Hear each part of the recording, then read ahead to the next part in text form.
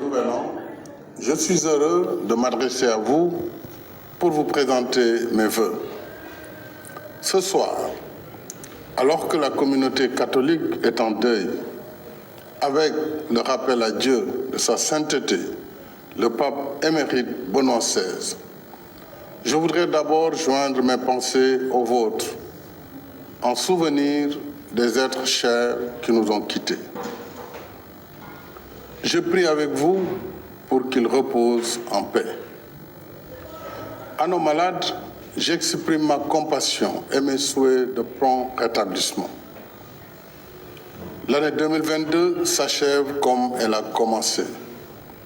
L'impact de la pandémie et d'une guerre majeure continue en effet de bouleverser toutes les prévisions et de maintenir l'économie dans sa pire récession depuis la Seconde Guerre mondiale. Malgré cette situation difficile, où nombre de pays sont en stagnation ou récession, notre économie reste résiliente. Le classement de World Economics, qui fait autorité en matière de données statistiques, reconnaît en effet le Sénégal comme pays à la croissance la plus régulière sur la décennie 2011-2021. Cette année, notre déficit budgétaire s'est rétréci. Notre taux de croissance, établi à 4,8%, devrait atteindre un niveau sans précédent de 10% en 2023, avec le début d'exploitation de nos ressources pétrolières et gazières. Nos recettes intérieures ont augmenté de 23% au cours de l'année 2022, grâce à la bonne performance de nos régies financières, qui ont réussi un taux de recouvrement plus que satisfaisant de 90% par rapport à l'objectif fixé. Ces efforts nous ont donné plus d'autonomie budgétaire en permettant de couvrir 85% des dépenses publiques internes de l'État. Dans le même esprit de bonne gouvernance des affaires publiques, l'exploitation du rapport de la Cour des comptes sur la gestion financière de la pandémie Covid-19 suivra son cours conformément aux dispositions légales et réglementaires en la matière. Mes chers compatriotes, dans un contexte mondial particulièrement difficile, marqué par une hausse généralisée des prix, j'ai souhaité faire de l'année 2022 une année sociale dédiée à la protection du pouvoir d'achat des ménages.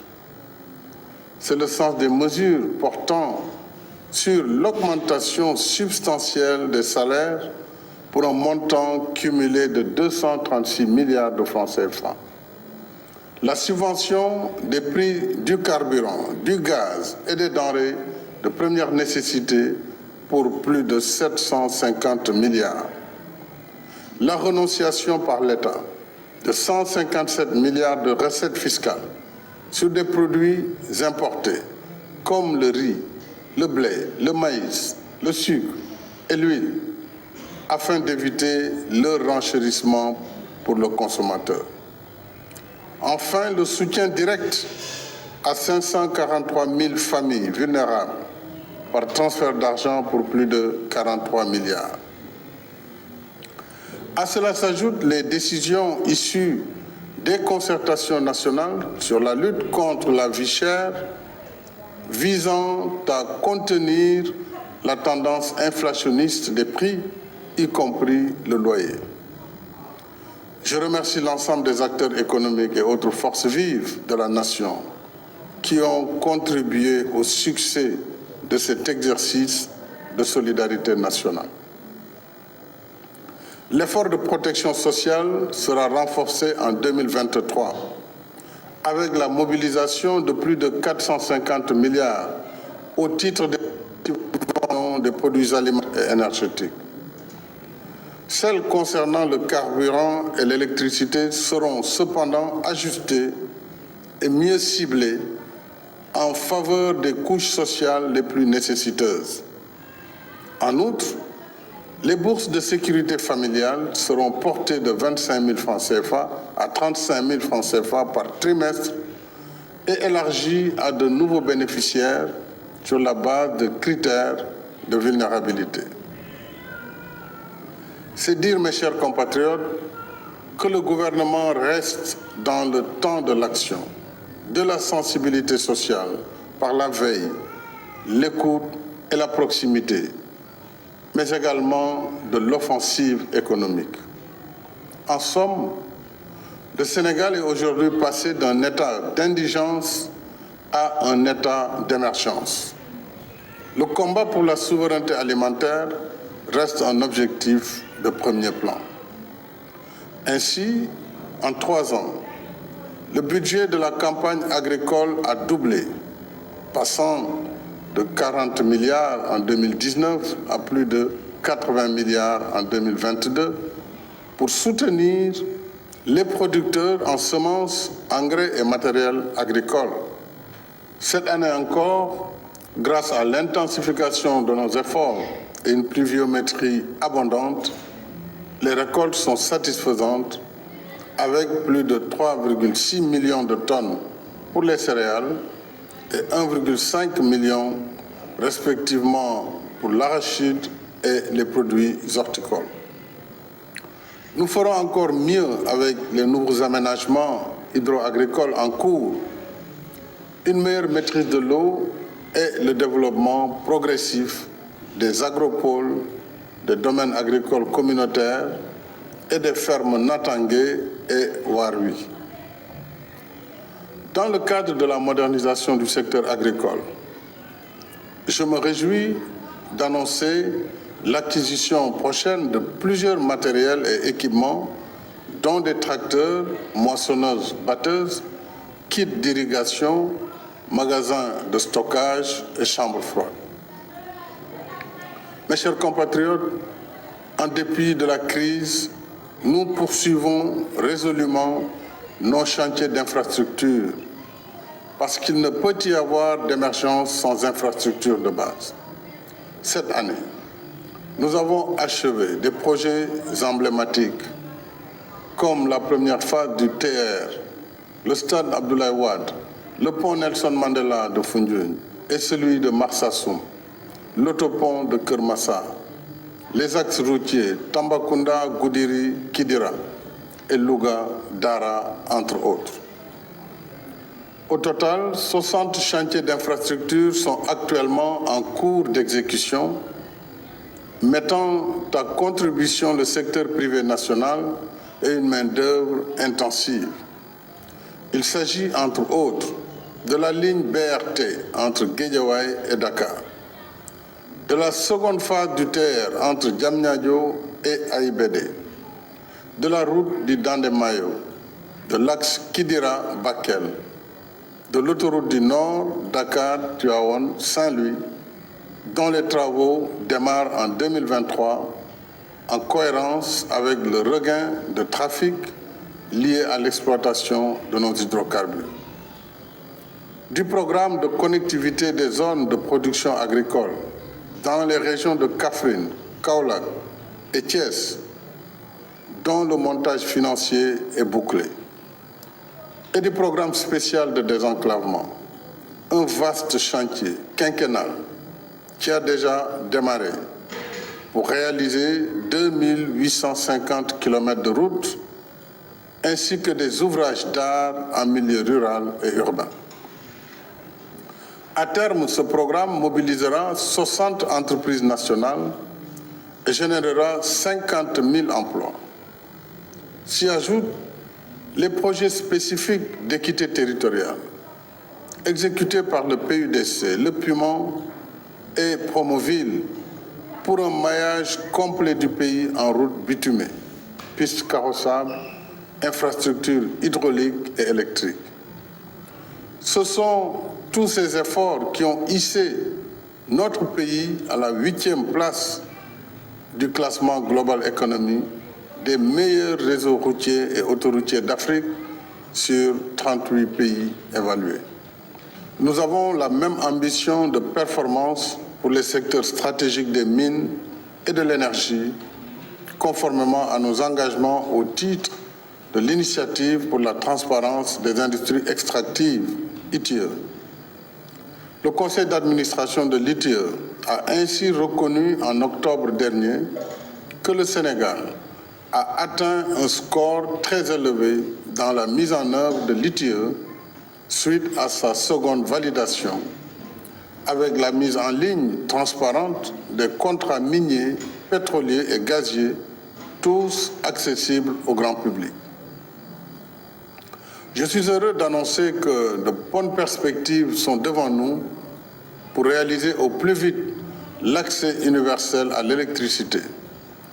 Les travaux de notre projet pétrolier Sangomar et du projet gazier GTA que nous partageons avec notre voisin mauritanien sont exécutés respectivement à 71 et 85% avec la participation d'entreprises et de main-d'œuvre sénégalaises, donnant plein effet à notre politique de contenu local.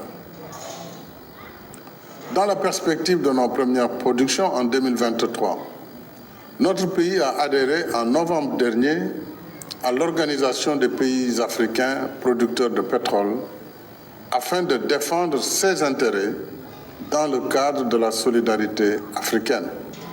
D'autre part, la Sénélec a renforcé ses capacités avec la mise en service de la centrale électrique de Malicounda et notre quote-part de 33% dans la centrale hydroélectrique de Gouina. À cela s'ajoute le nouveau programme d'installation de 115 000 lampadaires solaires, prioritairement dans les communes non bénéficiaires de la première phase et l'électrification de 2000 villages au titre de la phase 2 du PUDC. Tout comme l'électricité, l'eau et l'assainissement restent au cœur de mes priorités. Comme promis, nous avons satisfait cette année une vieille doléance avec la réalisation du projet d'alimentation en eau potable des îles de la Basse-Casamance. De même, les travaux de la première phase de l'usine de dessalement d'eau de mer des Mamelles ont démarré. Ce chantier sera suivi par celui du dessalement d'eau de mer sur la Grande Côte pour 300 000 m3 par jour, extensible à 400 000 m3, afin de couvrir les besoins de Dakar, Thiès et Mbour. Nous lancerons en 2023 le projet d'exploitation des eaux de surface du bassin de Nanija-Bolon dans le département de Koungheul, soit 46 millions de mètres cubes par an, pour mettre en valeur 12 000 hectares et arrêter l'avancée des eaux salées. Un financement de 156 milliards sera également mobilisé pour la première phase de l'ambitieux projet de renforcement de la résilience des écosystèmes du Ferlo, le Préferlo, qui consiste à transférer 680 millions de mètres cubes par an du lac de Guiers vers la zone du Ferlo sur un linéaire de 214 km entre Keur-Momar-Sarr et Ranérou. Le Préferlo contribuera de façon substantielle à la souveraineté alimentaire de notre pays, en mettant en valeur tout le potentiel d'agriculture et d'élevage du terroir. J'ai aussi demandé au gouvernement de renforcer la politique des branchements sociaux pour soutenir les couches vulnérables en milieu urbain et rural. Pour un Sénégal de tous, un Sénégal pour tous.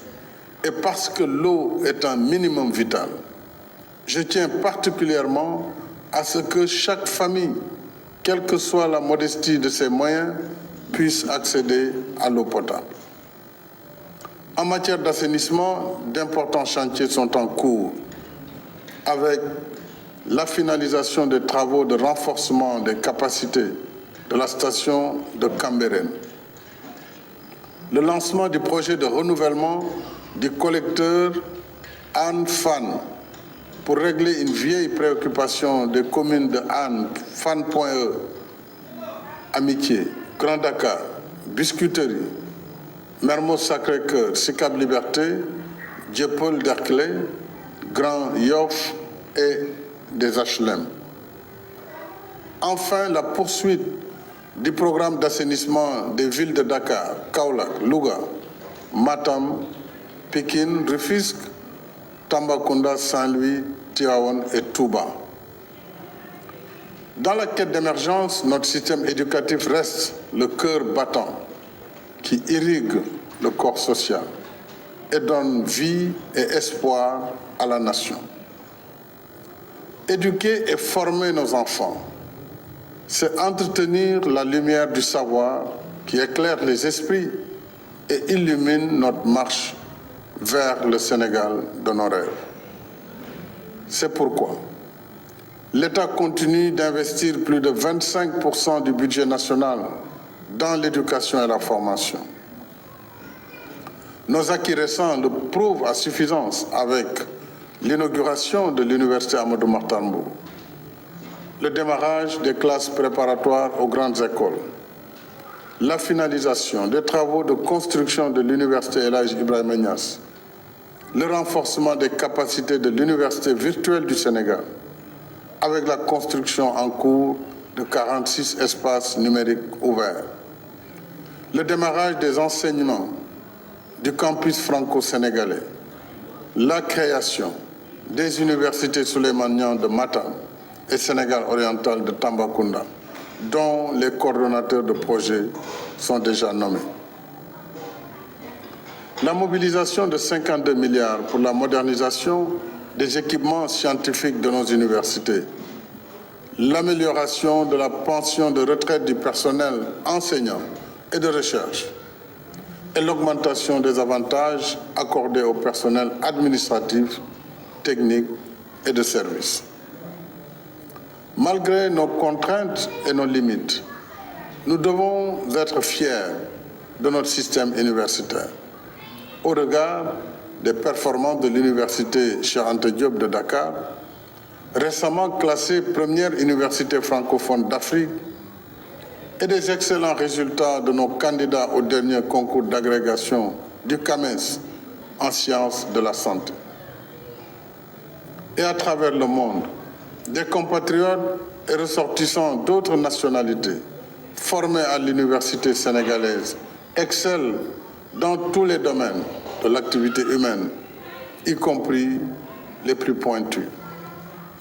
Cela montre que nous devons continuer à investir dans l'école parce que c'est opportun et productif. C'est pourquoi je tiens à l'exécution diligente du projet de construction à compter de 2023 de 22 lycées et collèges dans les régions de Dakar, Thiès, Kaolack, Kaffrine et Sédhiou, et du programme d'urgence de réhabilitation de plusieurs lycées historiques, notamment Blaise Diagne, Seydina Limamou Laye, Seydou Nourou Tall et John Fitzgerald Kennedy de Dakar, El Hadj Malick Sy de Thiès, El Hadj Omar Foutiyou Tall et Charles de Gaulle de Saint-Louis, Valdiodio Ndiaye de Kaolack et Djignabo de Ziguinchor.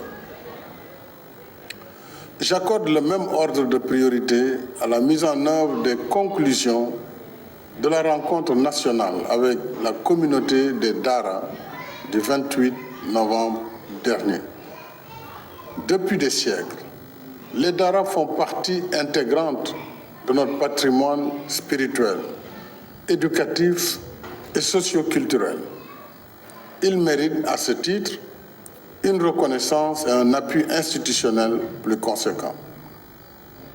À cet effet, en attendant la mobilisation prochaine d'autres moyens, j'ai décidé d'allouer au système éducatif des Dara 20% des fonds de dotation afin de pérenniser leur prise en charge concertée, alliant tradition et modernité. Dans la même dynamique d'inclus d'équité territoriale, la DER/FJ, qui compte à ce jour 205 000 bénéficiaires, continue son déploiement sur l'étendue du pays pour financer, conseiller et accompagner des femmes et jeunes porteurs de projets. Je tiens particulièrement à ce que la DER/FJ veille à assouplir davantage ces procédures et même pour mieux s'adapter aux besoins et réalités de ces cibles. De même, l'État soutiendra davantage les cultures urbaines avec les moyens accrus du nouveau fonds de développement des cultures urbaines et des industries créatives. Le gouvernement reste engagé également sur le front de la santé pour tous. Ainsi, après les inaugurations des hôpitaux de Sédhiou, Kaffrine, Kédougou, Touba et Agnam, d'autres chantiers d'établissements publics de santé sont en cours à Tivaouane, Ourossogui et Saint-Louis. Les travaux de la polyclinique de l'hôpital principal se poursuivent, de même que la construction de l'hôpital Aristide Le Dantec et celle du Centre national d'oncologie de Diamniadio pour le traitement du cancer.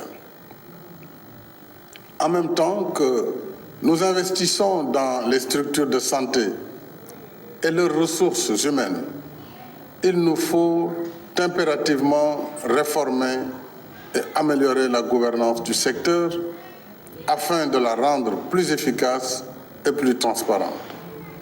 C'est pourquoi j'ai demandé une digitalisation intégrale du système, la mise en place de contrats de performance pour les hôpitaux et la révision de la convention hospitalo-universitaire. Mes chers compatriotes, au titre de son mandat à la tête de l'Union africaine et dans un contexte international agité et incertain, notre pays, fidèle à ses idéaux panafricanistes, a porté avec constance le plaidoyer pour la paix et l'intégration africaine et la défense des intérêts de notre continent dans la gouvernance politique, économique et financière mondiale. Notre diplomatie a pu mobiliser un consensus général qui balise désormais la voie pour l'adhésion historique de l'Union africaine comme membre de plein droit du G20. Je redis notre gratitude et nos sincères remerciements à tous nos partenaires qui ont soutenu la candidature de l'Afrique dans un esprit d'équité et de solidarité. Ce succès, parmi d'autres, ajouté au premier sacre de nos Lions à la Coupe d'Afrique des Nations et à leur troisième participation à la Coupe du monde de football, confirme le standing que notre pays doit tenir et entretenir dans le concert des nations. Ce rang qui nous vaut le respect et la confiance de l'Afrique et du monde, nous le devons surtout à notre héritage commun de nations libres, unies dans sa diversité, paisible et stable dans un monde continuellement percuté par la violence et l'antagonisme jusqu'à nos frontières. Chacun de nous est le légataire de cet héritage. En conséquence, nous avons la responsabilité individuelle et collective de surmonter nos différences afin de cultiver notre vivre ensemble et de préserver des périls qui font le malheur des peuples. Nul ne doit s'imaginer plus grand ou plus fort que cette nation qui nous abrite tous. Nous sommes parce que le Sénégal est. Si nous sommes là aujourd'hui, rassemblés en tant que nation, c'est bien parce que nos anciens nous ont couvés et portés sur les épaules. Notre honneur, c'est d'en faire autant pour nos enfants, en consolidant chaque jour le pacte de bienséance, de solidarité et de fraternité humaine qui lie cette nation, génération après génération. Cette tâche qui nous incombe tous, moi au premier chef, je continuerai d'y veiller de toutes mes forces pour un Sénégal toujours uni, paisible, stable et prospère. À toutes et à tous, mes chers compatriotes, j'exprime mes sentiments affectueux